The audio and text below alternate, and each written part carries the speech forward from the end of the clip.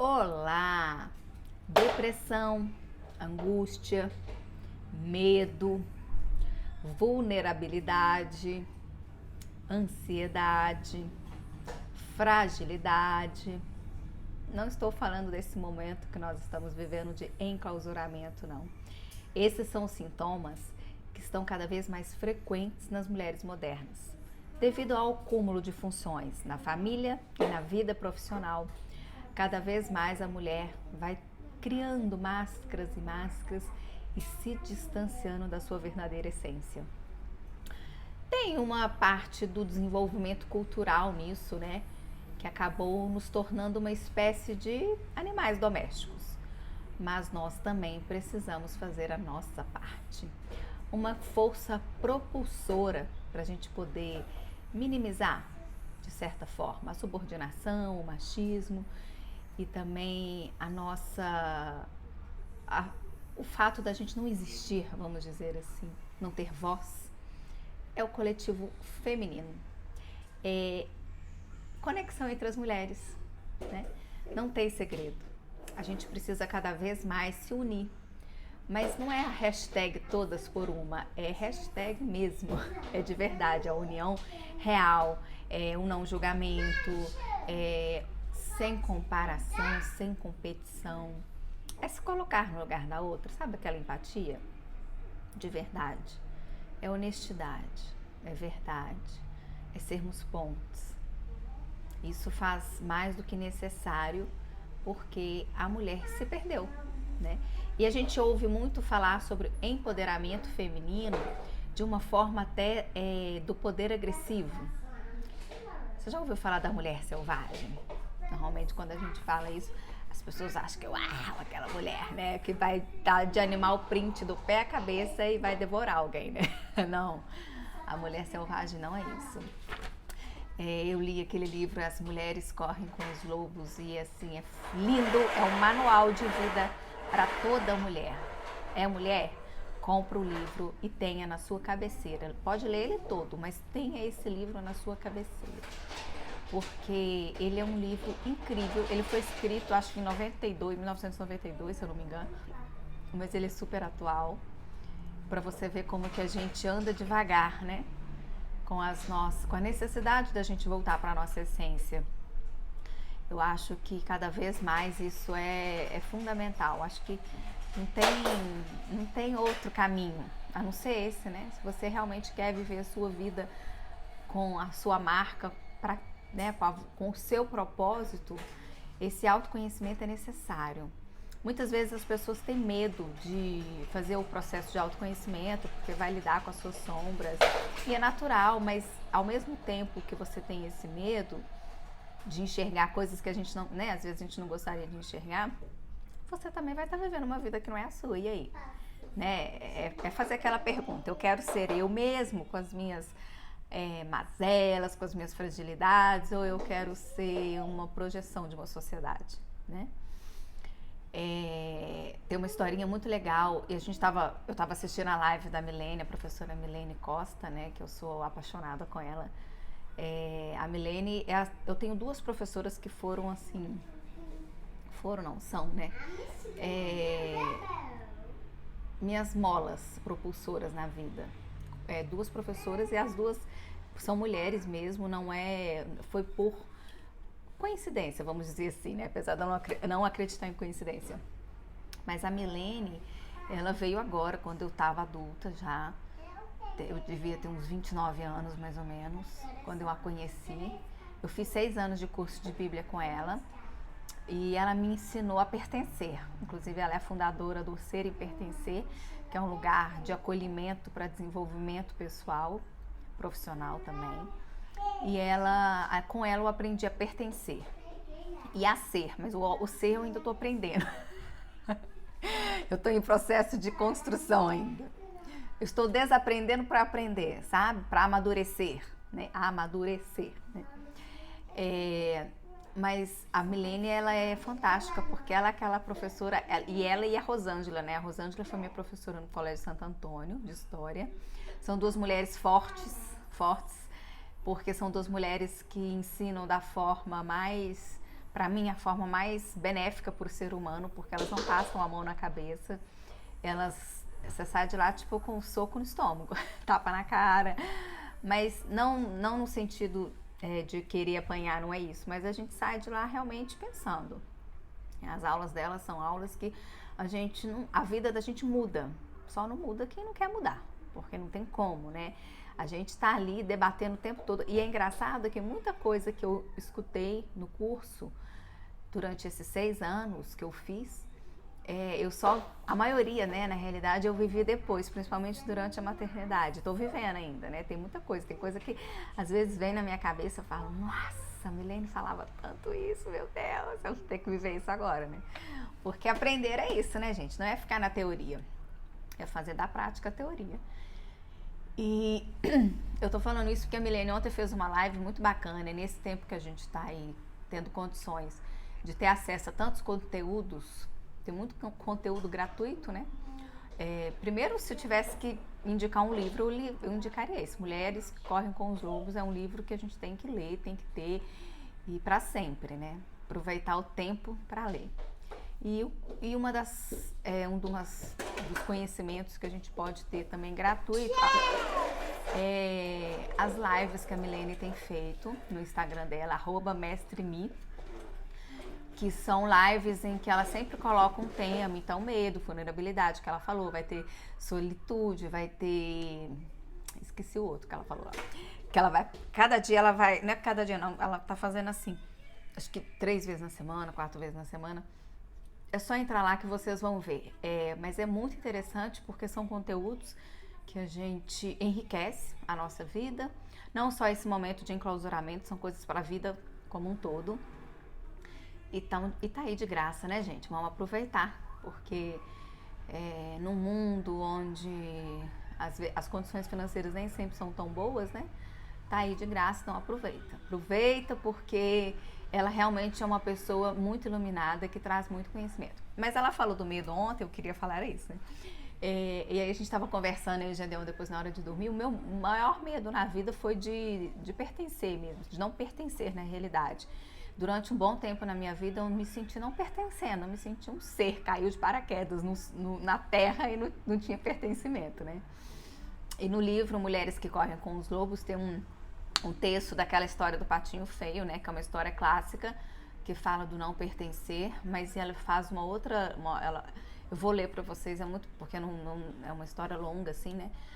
Mas que fala muito disso, e a gente estava conversando sobre isso do medo, e o Gedeon estava falando uma coisa engraçada, porque quando eu namorava com ele, quem conhece a gente desde o início, nosso namoro, né, desde o início, lembra que quando eu conheci o Gedeon tinha medo de voar, de avião, né, voar. Até para medo de voar, não voou, medo de avião.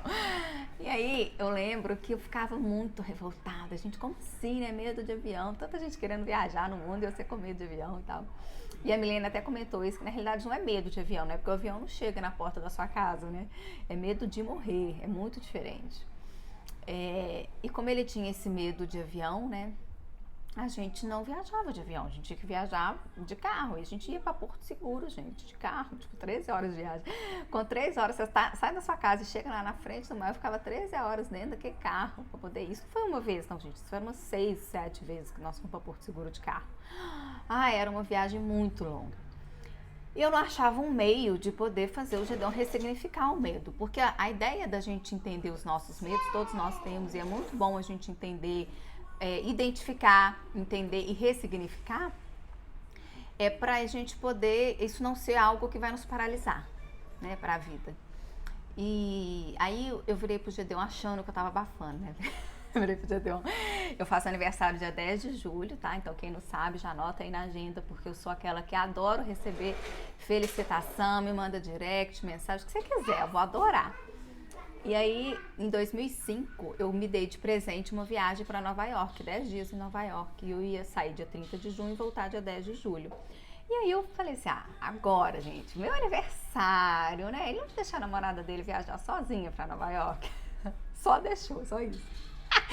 Eu falei assim, não é possível, não tem jeito de escapar. Eu cheguei pra ele e falei assim, tô indo pra Nova York, 10 dias. Pode ir, boa viagem. Como assim? Eu vou sozinha? Ué, você que quer ir? Seu presente de aniversário? Pode ir. Eu não ando de avião. Falei, meu Deus. E foi uma viagem incrível. Aliás, uma das melhores viagens que eu fiz na vida. É bom, sabia, se dar de presente uma viagem? Eu faço muitas coisas sozinhas e eu acho tão importante. Vou no cinema sozinha, teatro, assisto filme em casa também sozinha, vou tomar café sozinha. Eu me convido para tomar café, gente, é muito engraçado. Faço a minha reunião mensal sozinha, eu comigo mesma. Acho extremamente importante. Tem gente que acha eu maluca, doida, mas olha, eu vou falar, a gente tem que ter esse momento com a gente, até mesmo por causa do autoconhecimento, né? Mas eu fiz essa viagem, foi muito boa e nada do Gedeon andar de avião, né? Aí eu desisti, eu falei, quer saber? Vamos andar por aí, praia, Rio, todas as praias do Rio, tudo que é lugar perto, a gente tava cansada de ir, de conhecer e tal, mas tudo bem. Aí um belo dia, vó, né, gente? Vovó Juraci, ela me ensinou tanto. A gente tava lá na cozinha conversando com a vovó e tal, e o Gedeon virou pra ela, eu não sei o que foi que a gente chegou no assunto, e ele falou que dona Juraci, eu tenho medo de avião. E minha avó, medo de avião, Gedeon? Ele, Gedeon, você não sabe que quando a gente está no avião, é quando a gente está mais perto de Deus? E o Gedeon falou assim, não, como assim, né? Gedeon, quando você estiver dentro do avião, você olha na janela e você vai ver aquele céu pertinho de você, você vai sentir a presença de Deus. Não tem lugar melhor para a gente estar do que num avião. Acabou. Simples assim, uma resposta dessa, nessa simplicidade, mas com essa profundidade, fez com que o Gedeon andasse de avião à torta e à direita, agora ele só gosta de avião mesmo, né? Então, assim, às vezes a gente... E ele ressignificou o medo, né? Olha que legal. E às vezes a gente fica procurando mil e umas formas de poder ressignificar, né? De poder fazer com que aquele medo não nos paralise diante da vida, e são nas respostas simples, né? Ouvir sempre a voz da sabedoria.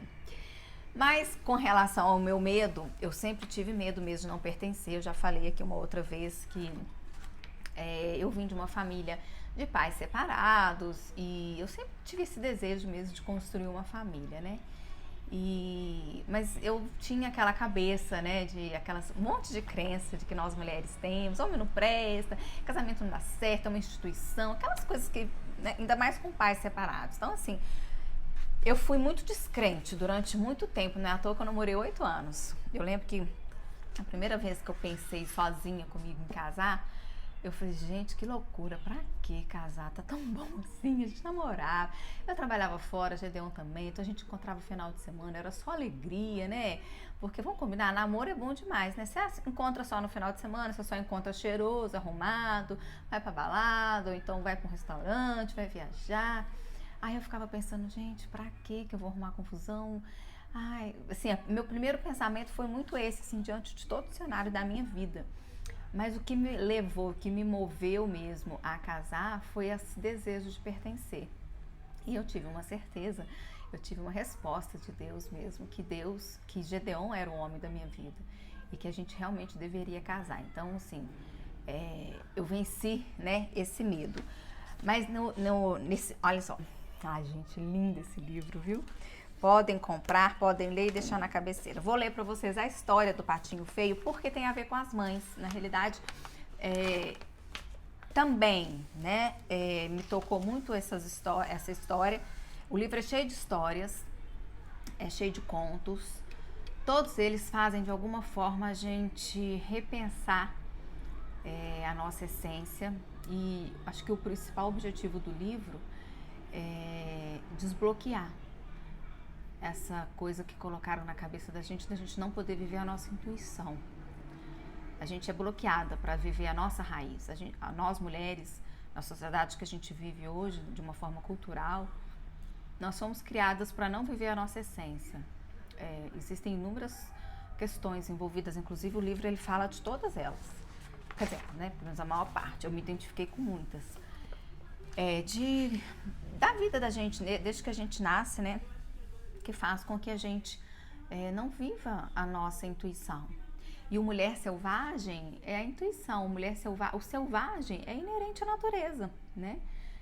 Aquela coisa que eu já falei que eu adoro, aquele filme Lagoa Azul, né? Super me identifico com o filme.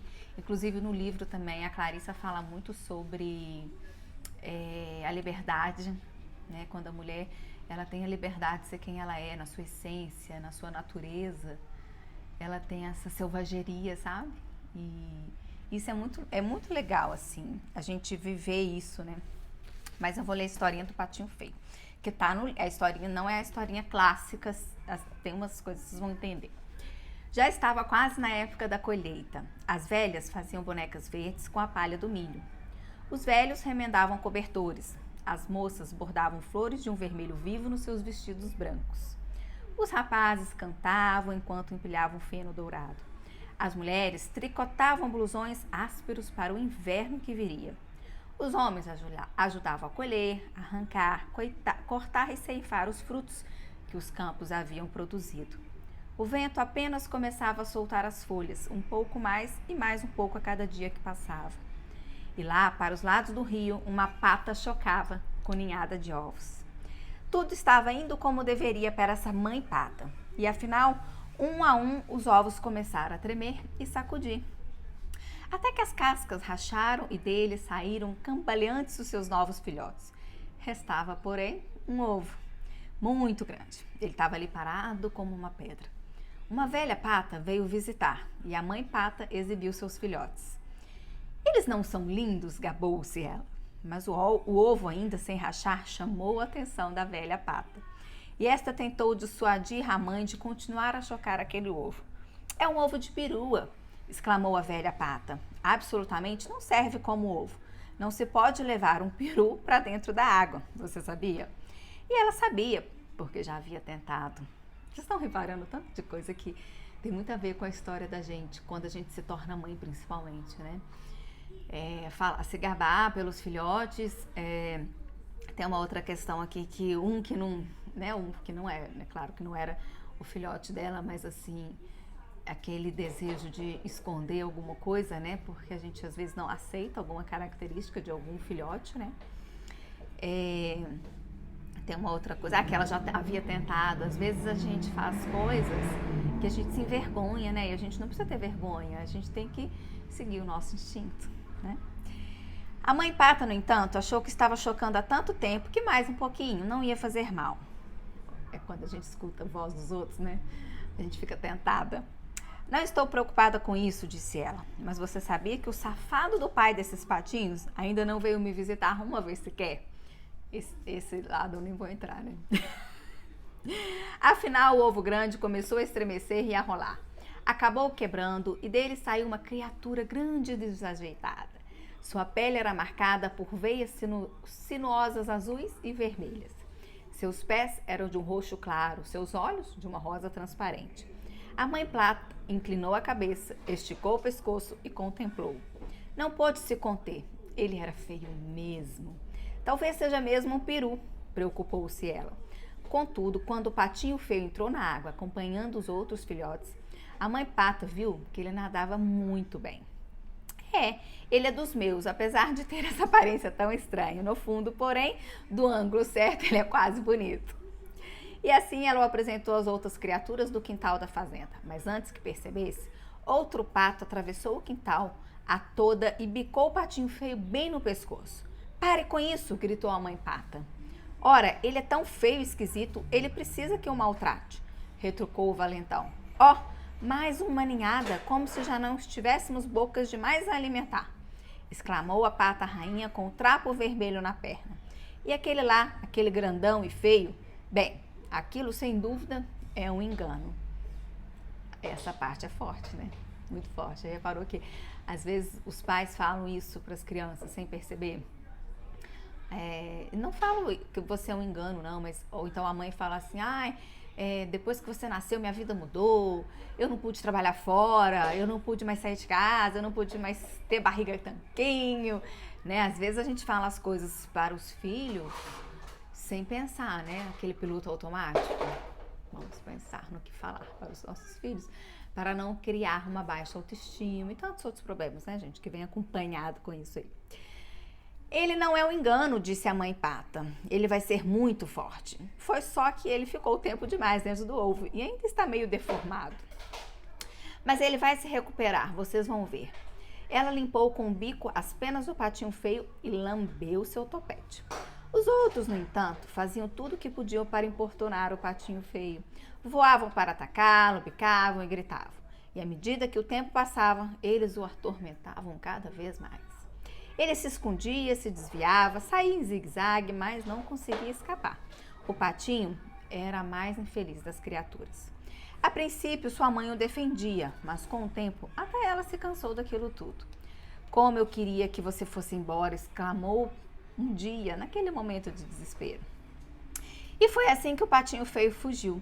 Com a maior parte de suas penas arrancadas e todo enlamelado, ele correu e correu até chegar a um pântano. Ali se deitou à beira d'água com o pescoço esticado e sorvia um pouco de água de vez em quando. Dos juncos, 2 gansos o observavam. Eram jovens e cheios de si. Ei, você aí, criatura horrorosa, disseram rindo.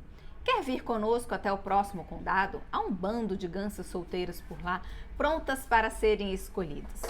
De repente, ecoaram tiros. Os gansos caíram com um baque e a água do pântano ficou vermelha com seu sangue. O patinho feio mergulhou para se abrigar e por toda a parte só havia tiros, fumaças e cães latindo. Afinal, o pântano ficou tranquilo e o patinho saiu correndo e voando a maior distância possível. Perto do anoitecer, ele chegou a um pobre casebre. A porta estava pendurada por um barbante e havia mais fendas do que paredes. Ali vivia uma velha esfarrapada com seu gato desgrenhado e sua velha galinha. O gato fazia jus a morar com a velha por apanhar camundongos, a galinha por botar ovos. A velha achou que estava com sorte por ter encontrado um pato. Talvez fosse uma pata e também botasse ovos, e se não fosse, poderíamos matá-lo para comer. Assim o pato ficou, mas ele era perseguido pelo gato e pela galinha. Para que você serve se não bota ovos e não sabe apanhar como camundongos? Perguntavam-lhe os dois. O que mais gosto de fazer, disse o patinho com um suspiro, é ficar debaixo, quer seja debaixo da amplidão azul do céu, quer debaixo do frescor azul da água. O gato não via nenhum sentido em querer ficar debaixo d'água, criticou o patinho. A galinha não conseguia ver a graça de ficar com as penas molhadas, também debochou do patinho. No final das contas, ficou claro que aqui também não haveria paz. E por isso, ele partiu para ver as coisas podiam ser melhor mais adiante. Encontrou por acaso um laguinho e enquanto estava nadando, foi ficando cada vez mais frio. Um bando de aves passou voando lá em cima, as mais lindas que ele já tinha visto. Elas gritaram para cumprimentá-lo e ouvir suas vozes fez com que o coração do patinho saltasse e se apertasse ao mesmo tempo. Ele gritou de volta com uma voz que nunca havia emitido antes. Ele nunca havia visto criaturas mais lindas e nunca havia se sentido mais desolado. Dá até vontade de chorar, né? Quando a sensação de pertença, né? Quando você se encontra, você sabe que ali é o seu lugar, né? Ele girou e girou na água para observá-las, enquanto desapareciam nos céus, e depois mergulhou até o fundo do lago e ali se aninhou.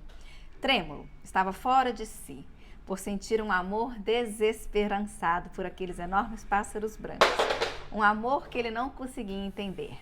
Um vento mais frio começou a soprar e foi ficando cada vez mais forte com o passar dos dias. E a neve caiu sobre o gelo. Os velhos quebravam o gelo nos baldes de leite e as velhas ficavam até tarde da noite.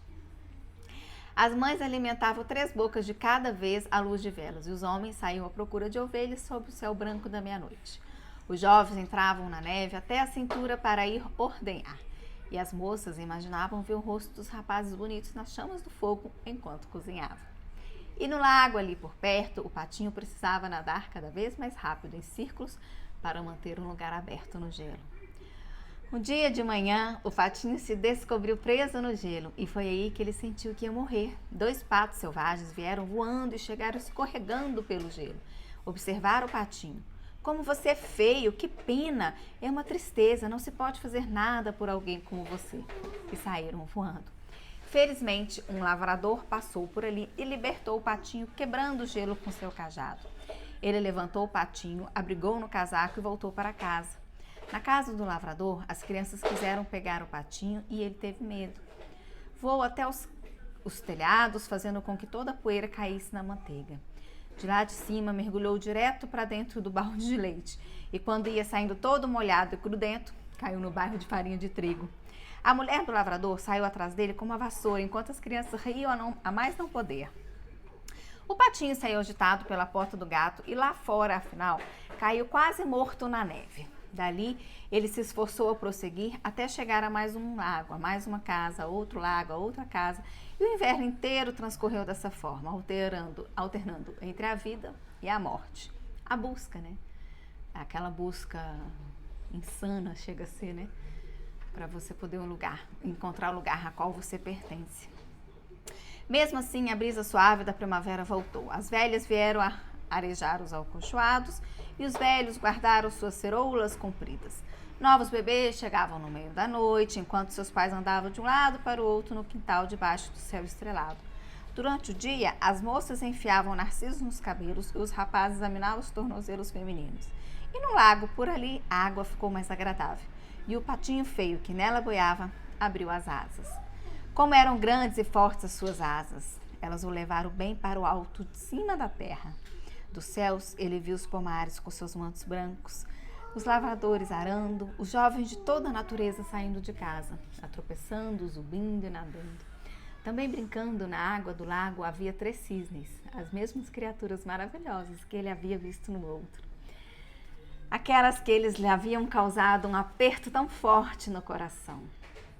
Ele sentiu um impulso de se unir a eles. Sabe quando a gente tem aquela intuição que ali é o seu lugar, que é para você estar ali com aquelas pessoas? Essa história é difícil de contar. Eu sempre me emociono porque realmente eu tive essa sensação mesmo, sabe? De pertencimento, quando eu vi aonde eu devia estar. Tem um livro que eu sou apaixonada também, que chama Amor de Redenção. É um livro que é um romance, mas ele assim, é de chorar, do início ao fim. Mas é um livro que fala do amor, tem como pano de fundo, né, o amor incondicional de Deus. E mostra muito essa questão também, de a gente pertencer a um amor único, né? Um amor incondicional, né? Que é o amor do nosso Pai. E se fingir o que gosta de mim, depois assim que eu me aproximar, saírem voando as risadas, pensou o patinho. Ele desceu planando e pousou no lago com o coração batendo forte. Assim que o viram, o cisne começara a nadar na sua direção. Sem dúvida, estou a ponto de encontrar meu fim, pensou o patinho. Mas se tenho de ser morto, melhor que seja por essas lindas criaturas do que pela mão de caçadores, donas de casas ou longos invernos. Abaixou a cabeça para aguardar os golpes. Que surpresa! Na imagem na água ele viu um cisne em traje a rigor, plumagem branca como a neve, olhos escuros e tudo mais. O patinho, a princípio, não se reconheceu, porque era exatamente igual aos belos estranhos, igual àqueles que ele havia admirado de longe. E acabou se revelando que ele era um deles no final da conta. Seu ovo, por acaso, havia rolado para um ninho de patos. Ele era um cisne magnífico. E pela primeira vez sua própria família se aproximava dele, tocando-o com cuidado e carinho com as pontas das asas. Eles lhes limparam as penas com seus bicos e nadaram muito ao seu redor para cumprimentá-lo. Ei, tem mais um cisne! Gritaram as crianças que vinham trazer migalhas de pão para os cisnes. Como costumavam fazer as crianças de qualquer lugar, eles correram para contar a todos. As velhas vieram até a beira da água, destrançando seus longos cabelos prateados. Os rapazes, juntando nas mãos em taça um pouco da água limpa, e atiravam na direção das moças que enrubesciam como pétalas. Os homens tiraram uma folga da ordenha só para tomar um pouco daquele ar. As mulheres pararam um pouco de remendar só para rir com seus parceiros. E os velhos começaram a contar histórias sobre como a guerra é longa e a vida é curta. Um a um, fosse pela vida, pela paixão, fosse porque o tempo estava passando, todos se afastaram dançando. Os rapazes, as moças, todos foram embora dançando. Os mais velhos, os maridos, as esposas, todos foram embora dançando. As crianças e os cisnes também se afastaram dançando, deixando ali só nós, a primavera e mais uma mãe pata chocando seus ovos junto ao rio. Essa história é linda e eu acho que Eu ultimamente ando gostando muito de ler, né, as histórias para os meninos, e eu tenho visto tanto que a gente tem muito para aprender, né, com as histórias infantis. Elas nos revelam tanta coisa, e se a gente tiver esse tempo, se permitir esse tempo, é válido para a nossa vida, né? Olhar para dentro da gente e pegar em cada história dessas a sua mensagem mesmo. E eu acho essa do patinho, a história do patinho feio para mim é assim, ela é muito, ela me deixa emocionada mesmo por essa questão de pertença, porque é você descobrir, né, aonde você pertence, a sua essência, né? E muitas vezes você está num lugar, isso aconteceu muito na minha vida.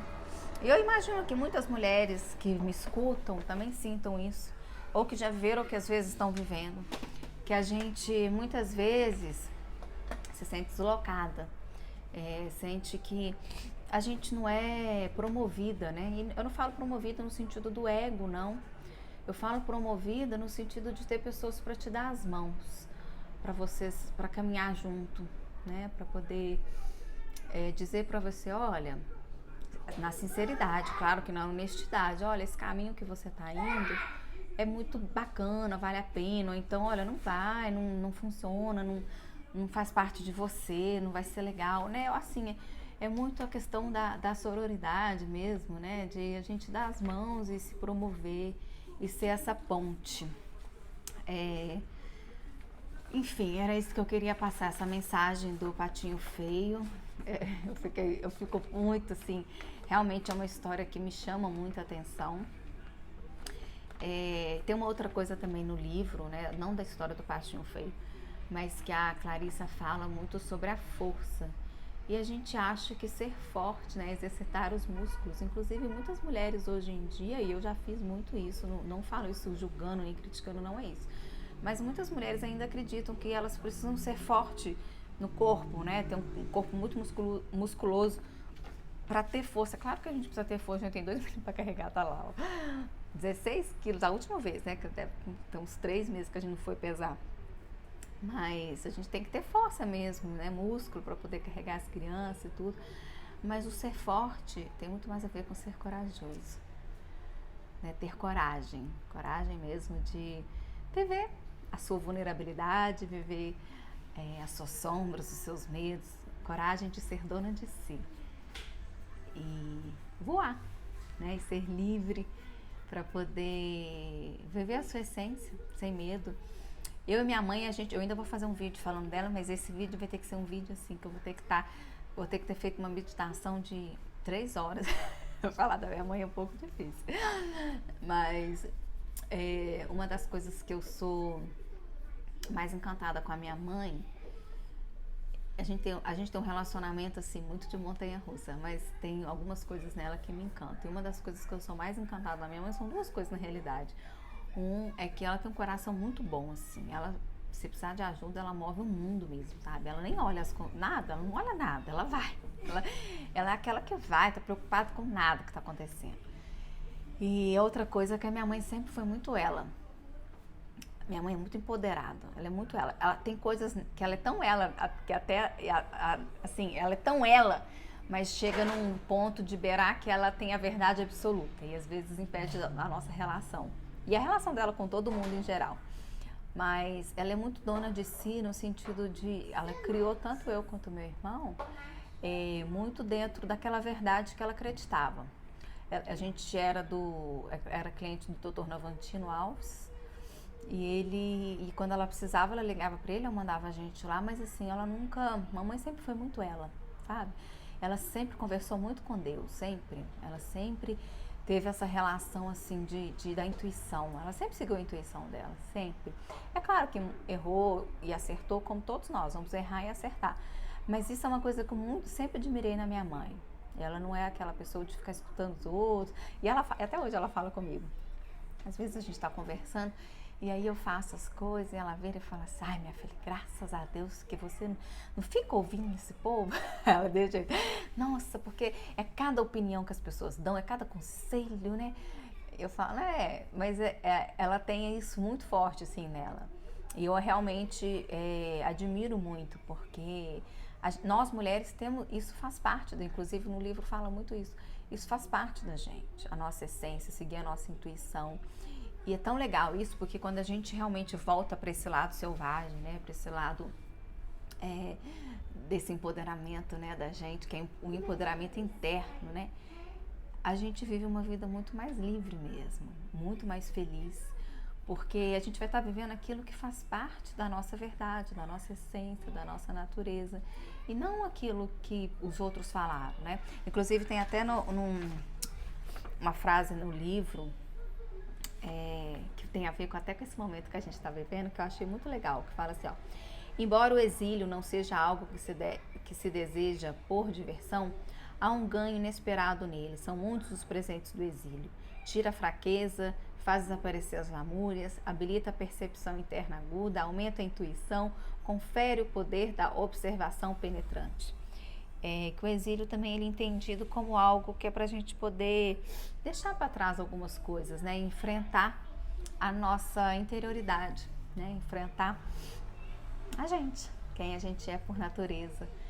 Então vamos aproveitar esse tempo, vamos aproveitar para poder a gente realmente buscar a nossa essência e buscar de verdade e viver a nossa raiz, né? Viver a raiz o maior assim desejo meu é despertar a consciência de todos nós, principalmente nós mulheres mães, porque uma vez a Filó falou isso num grupo de oração e domingo o padre na missa, né?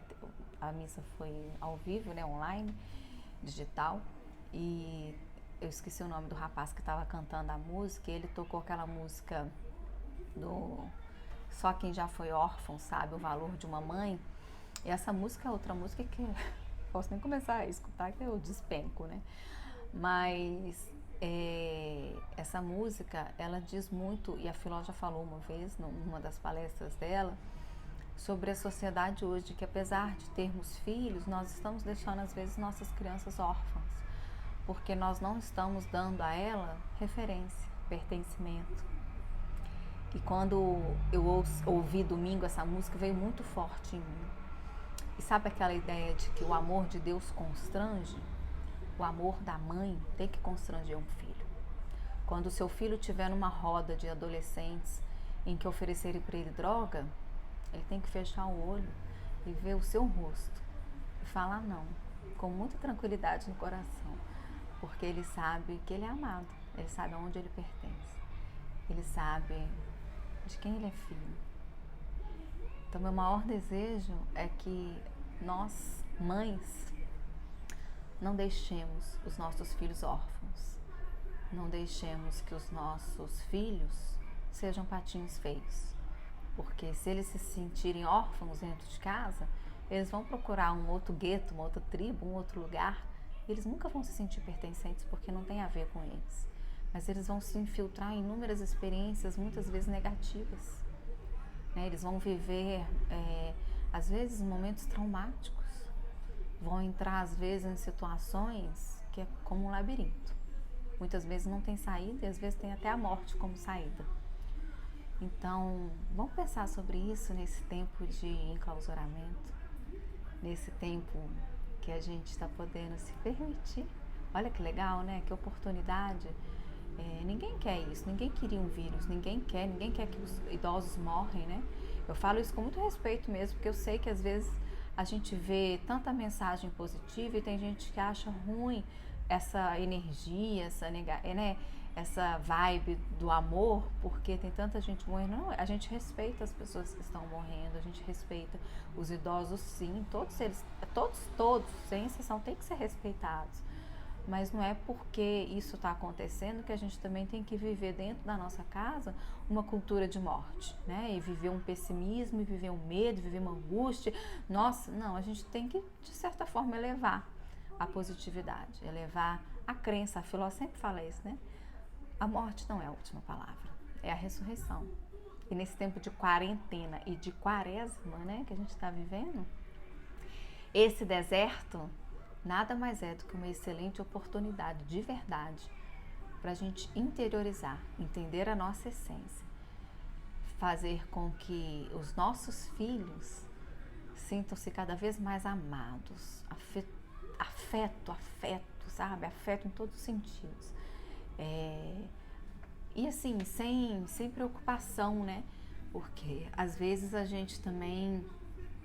Aqui os meninos estão assistindo televisão e eu não tenho o menor problema com isso. Às vezes pego o tablet, fica 1 hora, porque é um momento que a gente está vivendo que essas regras... Claro que tudo tem limite, né? Não é permissividade em excesso, não é isso.